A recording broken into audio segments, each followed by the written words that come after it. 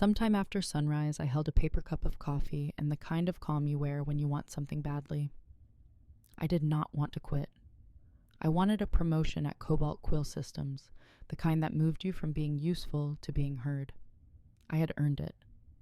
During the Skyglass Summit pitch, I spotted a flaw in the client forecast that would have wrecked the proposal. I rebuilt the model, cleaned the narrative, and made Cole look like a steady captain instead of a man steering by vibes.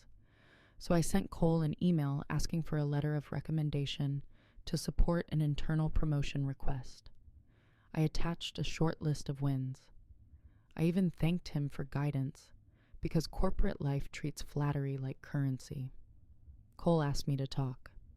In the small conference room, he sat at the head of the table. Mia from HR sat beside him with a folder and a careful face. Cole slid one page across the table. Termination notice. I read it twice. The reasons were vague. Culture mismatch, disruptive attitude, failure to align. No dates, no warnings, no plan to improve. Just fog. Cole cleared his throat. You asked for a recommendation. I recommend you find a new job. Today. I waited for the joke. It never came. The air vent rattled like it was nervous. Mia said, "This is an at-will environment." I said, "So is a thunderstorm. That does not mean you should invite it inside." Cole stared. His smile stayed on, but it looked strained. You have been negative. I thought of late nights fixing client dashboards, weekends patching reports, and the time I rewrote his messy email so no one would know. I thought of how he takes credit as if it comes in bulk. I asked, "Is this because I asked for a promotion?" He leaned back. "This is because you asked for something." Heat rose behind my eyes, then settled into something colder. I did not sign. I did not plead. I asked, "Will you put in writing that I was fired for requesting a recommendation?" Mia shifted in her chair. Cole laughed, quick and sharp. "You can write whatever story you want." I stood, straightened my blazer, and said, "I will." In the hallway, Tess caught me before I reached my desk. Tess had a blunt bob haircut and a talent for turning panic into a punchline. "Why do you look like you just lost a fight with a printer?" she asked. I said, "Cole fired me." Tess blinked. "That is not management. That is spite with dental coverage." I packed my desk into a cardboard box, including a stress ball shaped like a globe that Tess gave me after Skyglass Summit. I walked past the lobby motto about integrity and excellence, the words glowing like an expensive lie. Outside, I sat in my car and watched the glass tower reflect the sky. My phone buzzed. "Tess, we need you for Project Paper Lantern. Cole is already breaking it." I typed back, "I am not allowed in the building." Tess replied, "Then break him from the outside." I drove to a cafe called Maple Row, where the chairs were soft and everyone looked busy enough to hide their fear. I opened my laptop and pulled up the email I sent that morning. It was polite, dated, and real. It was also evidence. I started a new note and wrote one line. My new job is taking down Cole. I did not have the whole plan yet. I only knew revenge does not require shouting. It requires records, patience, and a target who thinks consequences are for other people. Sometime in the late morning, I sat at Maple Row with a notebook open and my pride folded neatly beside it. I wrote down everything. Who was in the room, what Cole said, what Mia said, how the termination notice had no dates or warnings. I wrote like my future depended on it, because it did. Tess arrived with 2 muffins and the expression of a person ready to commit paperwork violence. "Tell me you recorded it," she said. I was still living in the fantasy where adults behave, I said. Tess slid her phone across the table. On the screen was an internal chat thread Cole sent to a director named Sue a few days earlier. "Jake is getting ideas. Might need to cut him loose before Rivermark review." I pointed at the name. "That is not me." Tess winced. "Right, he meant you. Cole calls everyone a placeholder when he is lazy." Rivermark review was the upcoming performance meeting where promotions were discussed. I was scheduled to present results for Project Paper Lantern. Cole did not want me shining in front of executives. He wanted a shadow that worked overtime. I stared at the message until it stopped looking like a sentence and started looking like motive. Tess tapped the table. "You need a lawyer." "I need rent," I said. "Then you need a lawyer who likes rent," Tess said. "Come on." By sometime in the early afternoon, I sat across from Ben, an employment attorney with sharp eyes and a tie that looked like it had been in court more than it had been at parties. The sign on the door read Brass and Lumen Legal Group. Ben listened without interrupting. I explained the promotion request, the termination notice, and Cole's line about recommending a new job. I handed over the chat screenshot. Ben studied it, then nodded once. "This is helpful," he said. "Helpful like a bandage or helpful like a ladder?" I asked. "Both," he said. "Wrongful termination depends on what we can connect it to." "Did you do anything protected? Report misconduct? Refuse something illegal?" I hesitated, then remembered the quiet argument I lost months ago and the paperwork I kept anyway. Cole told me to adjust numbers on a client report. Not huge, just enough to make the forecast prettier. I refused. I rebuilt the model and documented the assumptions. Cole was angry. Ben leaned forward. "Do you have that documentation?" "It was on my work account," I said. Ben raised a hand. "Do not log in. We do this clean. We request it. First, we send a preservation letter to Cobalt Quill Systems. They must keep emails, chats, access logs, and performance records. Then we prepare a demand. We speak in facts, not feelings." I frowned. "Cole will still trash me." Ben smiled without warmth. "Yes, he will say you were disruptive. He will say you were failing. He will say the firing was inevitable. That is why we collect documents. Documents do not blush." While Ben talked, Tess texted. "Tess, Cole is telling people you stole a client list." I showed Ben the message. Ben exhaled. Retaliation and defamation. Unpleasant, but measurable. "Measurable feels like the wrong word," I said. "In law, measurable means provable. Provable means payable," Ben said. That evening, I opened a fresh note and titled it Cole Errors. Under it, I wrote 3 columns. What happened? What proves it? Who benefits? The first entry was simple. Asked for a recommendation. Got fired. The second entry was better. Refused to polish numbers. Got punished. I did not feel happy. I felt aimed. Sometime in the early morning, Ben sent a preservation letter that sounded polite but carried teeth. Keep all records. Do not delete. Do not overwrite. Do not claim a server had a mysterious accident. Cobalt Quill Systems replied with smooth corporate gratitude and vague promises. Ben told me, "Assume they will behave badly until they are forced to behave better." I built my case the way I used to build forecasts, step by step, with evidence instead of hope. Ben introduced me to Ray, a private investigator with a notebook and the patience of a librarian. Ray asked for a timeline, names, and every odd detail. I gave him everything. "People leave patterns," Ray said. "Cole will too." Tess stayed inside the building, careful and furious. She could not hand me company files, but she could tell me what Cole was doing in real time. "Tess, Cole is rewriting the paper lantern deck, removing your charts, adding his face." I texted back, and "His face is not a metric," Tess replied. "He treats it like one." She also reported Cole held an all-hands meeting sometime after lunch to announce a new initiative called Bright Harbor Integrity Drive. He praised ethics, then implied recent events proved the company needed stronger discipline. My empty chair did the talking for me. Ben smiled when I forwarded the update. "If he is making public statements, we request the recordings and notes. Leaders love being recorded when they think they sound heroic." Ray delivered his first findings quickly. A former employee, Pam, was willing to swear Cole fired her after she questioned billing.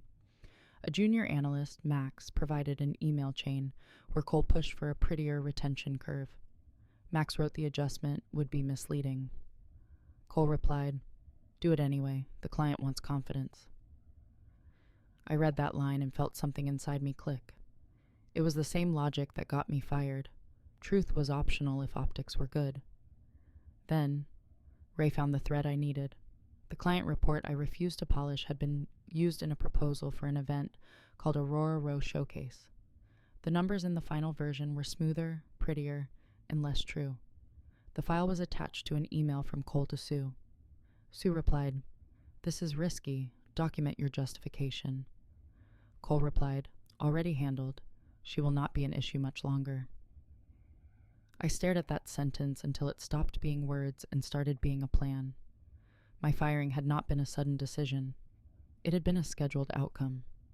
Ben called within minutes of receiving the email. "That is intent. That is premeditation. That is Cole writing our opening argument." "So we win," I said. "We fight. Winning is a separate step," Ben said. Sometime later, Ben filed a formal complaint and served discovery requests. Cobalt Quill Systems responded with a thick stack of objections. Too broad, too burdensome, too soon. Ben answered with sharper language and deadlines. I learned a new skill, patience with purpose. I stopped refreshing job boards. I started building a witness list. I called Sue. She answered with a voice that sounded tired in a professional way. "Cole told you he might cut me loose before Rivermark review," I said. Sue was silent for a moment. I did not approve it. "But you knew it might happen," I said. She sighed. "Cole is good at selling necessity." I kept my tone steady. "I have emails. I have people who saw him pressure numbers. I have your warning about risk." "What do you want?" Sue asked.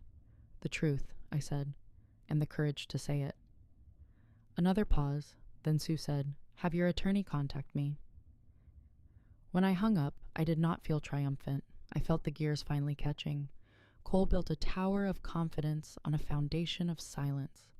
I was done being silent. Sometime after weeks of legal sparring, deposition notices went out. Ben coached me in a plain conference room and treated every extra word like liability. "Answer what is asked," Ben said. "Do not volunteer. Save your wit for later." "My wit is a nervous system," I said. "Then keep it on a leash," he said. My deposition happened sometime in the morning. The opposing attorney, Kara, tried to paint me as entitled. Why did I want promotion? Why did I challenge Cole? Was I disruptive? I kept my voice steady. I asked for a recommendation to support an internal promotion. I was fired the same day. If that is disruption, then the disruption started with Cole. Kara asked, "Did you refuse tasks?" I refused to alter client numbers. I documented why. Cole wanted confidence. I wanted accuracy, I said. After my deposition, it was Cole's turn. He arrived with an expensive watch and the relaxed posture of a man who thought reality could be negotiated. Ben brought a binder thick enough to be used as a doorstop. Ben started simple. "Mr. Cole, did you recommend that she find a new job and fire her in the same meeting?" Cole smiled. "I do not recall phrasing." Ben slid the termination notice forward. "You signed this. Do you recall signing it?" Cole glanced. "Yes." "Where are her written warnings?" Ben asked. "We coached verbally," Cole said. "Where is the documentation?" Ben asked. Cole shifted. "We did not document every conversation." Ben nodded, then placed the Aurora Row email on the table. "Read this sentence aloud." Cole swallowed. "Already handled. She will not be an issue much longer." Ben asked, "What did you mean by issue?" "She was challenging leadership," Cole said. "By refusing to adjust numbers and asking for a promotion," Ben said. "By being difficult," Cole said. Ben flipped to the chat to Sue. "You wrote you might cut her loose before a Rivermark review. Why?" "I was concerned about team morale," Cole said. "Morale," Ben said. "Yet soon after, you launched Bright Harbor Integrity Drive and implied she was an ethics risk. Is that morale too?" Kara objected.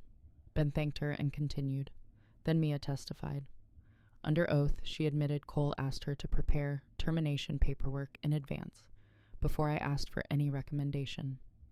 Cole had said he wanted to remove a problem before Rivermark review. Cole stared at Mia like she committed treason. Mia stared back like she finally remembered she had a conscience. Not long after, Cobalt Quill Systems requested mediation in a neutral office with bad art and worse coffee.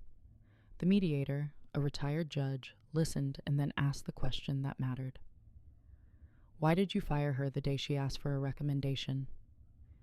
The company offered a settlement meant to buy silence, a small check, a neutral reference, and a confidentiality clause, thick enough to bury the story.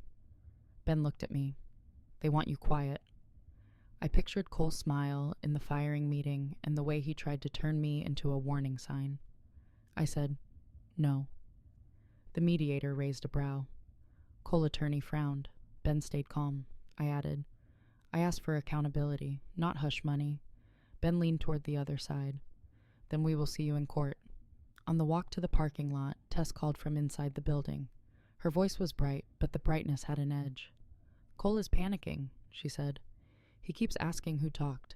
He just scheduled a sudden reorg meeting. Everyone is pretending to take notes while they update resumes.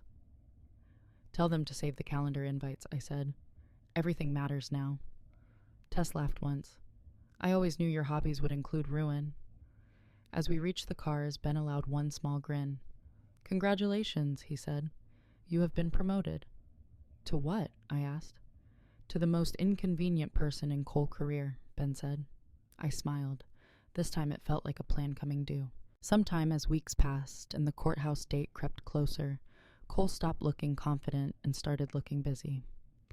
Busy is what people look like when the story they tell in public does not match the documents they have to hand over in private. Discovery arrived like a steady wave. Ben obtained access logs showing the client report I refused to polish was edited soon after the firing. He obtained meeting notes where Cole praised Bright Harbor Integrity Drive and used my departure as an example of ethics enforcement. He obtained emails between company counsel and Kara that worried about risk posture, which is what corporations call consequences when they want them to sound negotiable. Ray added a final piece that felt almost comedic. Days before my firing, Cole scheduled a meeting with HR titled Team Alignment. The agenda was one bullet, personnel adjustment. I was not invited. The calendar invite included Sue. Ben said, calendars do not lie. People lie about calendars. Sue agreed to testify. She sounded less brave than exhausted. She described Cole's habit of pre-writing conclusions and asking others to find reasons, his fixation on optics, and his pressure to smooth numbers. When she finished, she said, I am sorry I did not stop it sooner. I answered, stopping it now still counts. Sometime before trial prep began, Cobalt Quill Systems offered a new settlement. The number was larger, the tone was softer. They offered back pay, fees, and a public letter retracting the theft rumor. They also included a clause requiring Cole to have no supervisory authority over me. I read it twice. They are offering me a fence. Ben said, they are offering you a fence because the wolf is expensive. I wanted more than cash. I wanted the record to show asking for recommendation was not misconduct. I wanted the theft lie to die loudly. I wanted Bright Harbor, the program Cole used like a club, to be applied to Cole. I told Ben, counter. Ben nodded. Now you sound like plaintiff. We demanded a formal finding in the internal record that the termination was improper and retaliatory. We demanded the theft rumor be retracted to the same audience that heard it. We demanded mandatory ethics training for leaders tied to Bright Harbor with outside oversight. We demanded Cole be removed from any role involving forecasts, proposals, or employee evaluations. And we demanded compensation equal to the promotion I had been seeking. The company stalled. Then, sometime after a long night of calls, they accepted most of it because the alternative was a jury reading Cole emails out loud. I signed confidentiality about the amount with the right to state that the case involved wrongful firing and retaliation. Soon after, Cobalt Quill Systems issued an internal notice that Cole was leaving to pursue other opportunities, which was corporate for escorted out. Tess sent me a photo of Cole's empty office. The desk was spotless. The air looked lighter. I received the retraction letter. It was stiff and short, drafted by people allergic to apologies, but it was public. It erased the smear and replaced it with admission. Sometime in the early evening, I met Tess at Maple Row. We clinked paper cups like we were celebrating a small, stubborn victory. Tess said, "So, you got your recommendation?" "Yes," I said. "It is written, in legal terms, and signed by everyone who thought I would disappear." Tess grinned. "And the promotion?" I nodded. "Paid as if they had done the right thing the first time." Tess raised her cup. "To your new job." I raised mine. "Taking down managers who think people are disposable." I did not feel like a hero. I felt like a warning label on a system that prefers silence, and for once the label was readable.